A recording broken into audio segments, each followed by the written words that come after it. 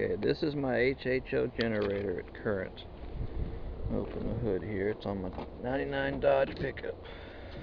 Alright, there's my unit. It's got the solution in there. Here's my cooling core, which is a AC condenser off of a window unit. It's got copper tubing, runs into some clear plastic tubing, and then down there you see my fuel pump hiding down there, which circulates the water to keep it cool. And it's hooked up directly to 12 volts. And there's the lines going in. Of course, you can see the positive and negative are below the water level. There's a ground hooked up right there to the fender, and it's going right straight to the side of the unit. There's the positive on that side. Okay, now open this up and you can see what's inside. You won't be able to see much because the water's slightly discolored. I had to loosen this earlier.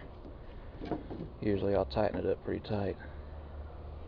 You can see that it's been well stained.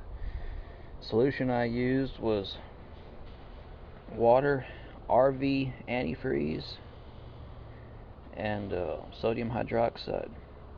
Now, the water's turned that color, I believe, due to the copper lines on the condenser. I don't believe that's actually turned colors because of the electrodes. The small pipe that you see inside is actually encasing the positive electrode. The negative is down below on the other side. And basically all it is stainless steel lock wire that you would use to lock down bolts. All that is it's a heavier stainless steel wire that's been coiled up into a spring, and it's, if you unwound the wire, I would say it'd probably be about 100 foot on the negative side, maybe about 50 foot of wire on the positive side, and it's coiled up very tightly and squeezed in there. And it's using number 10 bolts, stainless steel bolts, down on the side for the connections. And yes, they are underwater. The reason I put them underwater is because in previous experiments I'd have them above the water on top of the canister, and the connections would get so hot that it would start breaking the seal, melting the rubber washers. Since then I put them underwater in the rest of my experiments, and they have stayed cool and they don't leak. It's still got the line. It's plumbed into the side of the air cleaner over there. Around the other side, you can't see it. You can see where it's wrapped around at. But it's connected right there at the air cleaner. That's it. In my next experiment, I plan on rebuilding this. I'm going to design it, put some plates in it, and I'm going to take that pipe out. And what I'm going to do is separate my cooling unit, separate my fuel pump and my condenser over there from the electrolyte completely. I had a problem with my fuel pump shutting down. Every time I turned the HHO generator on, fuel pump would just stop working. And what I found was the electrolyte was actually creating a circuit in the fuel pump. When I energized the electrolyte, it would short the fuel pump out.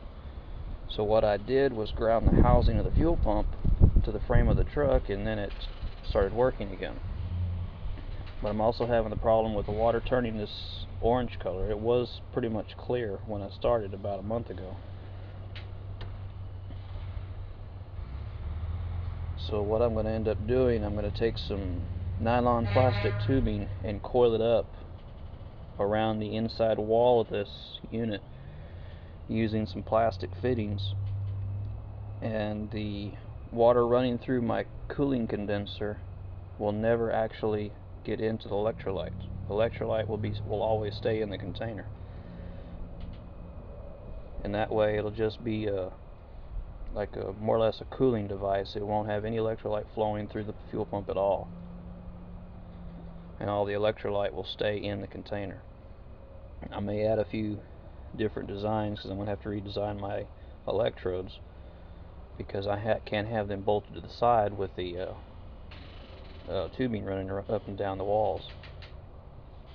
And then, being that it's so cold out here, it's getting pretty close to freezing. What I'm probably going to do there is get me some electrical heat tape that they sell at Home Depot to wrap your pipes in the wintertime. You plug it into the wall overnight and it'll keep the pipes from freezing. It's like a small heater. I'm going to wrap this pipe with it and then hang the cord out the end, and at night I'll just plug it in and it'll keep this from freezing. The solution I'll put in the cooling unit will probably be just regular antifreeze you put in the automobiles, just to keep that from freezing. But the fuel pump won't need to run all the time. It'll only need to run when it gets hot.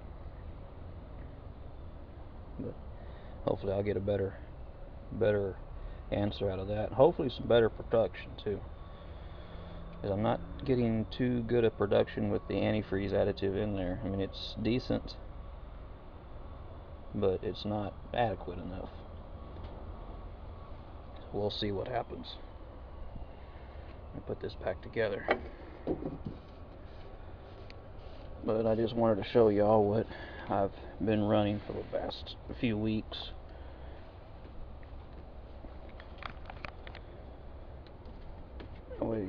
Maybe if anybody has some better ideas that I can add to my unit.